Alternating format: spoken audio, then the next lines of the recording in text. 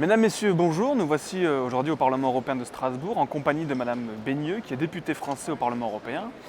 Alors Madame Beigneux, est-ce que vous pouvez nous rappeler dans quelle commission vous siégez, quels sont ses enjeux, tout en restant concret?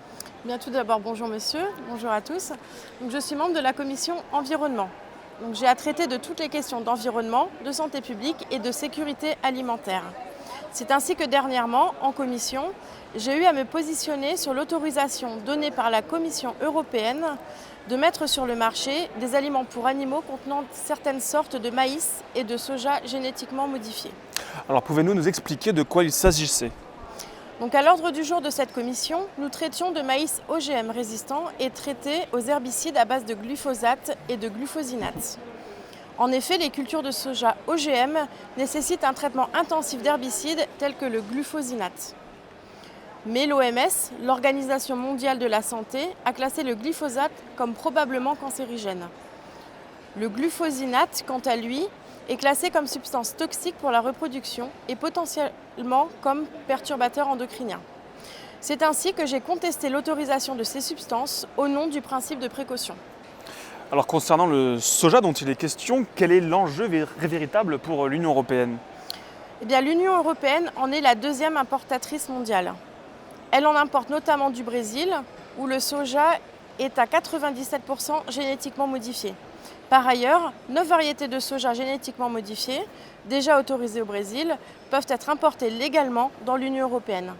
Cela contribue d'une part à la déforestation en Amérique du Sud et d'autre part à une mise en concurrence déloyale envers nos agriculteurs français compte tenu des normes de production différentes.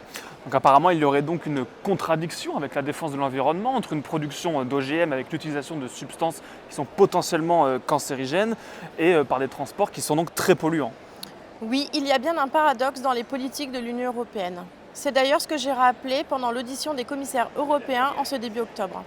Ces politiques, et notamment les traités de libre-échange, qui se matérialisent par exemple par tous ces cargos de marchandises traversant les mers, sont néfastes pour l'environnement.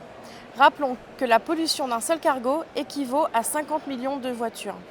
C'est donc un système dévastateur pour l'environnement.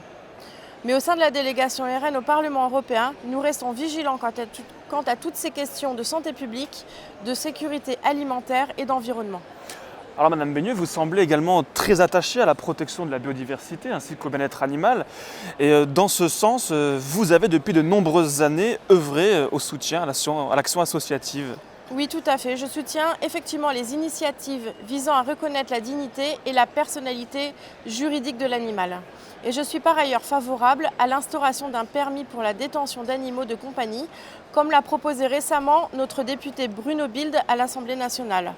Par ailleurs, je suis favorable au durcissement des peines contre les personnes qui n'hésitent pas à abandonner ou maltraiter leurs animaux. C'est inacceptable. Eh bien, merci Madame Beigneux d'avoir ainsi expliqué les enjeux de votre commission par des exemples très concrets. Merci. À bientôt.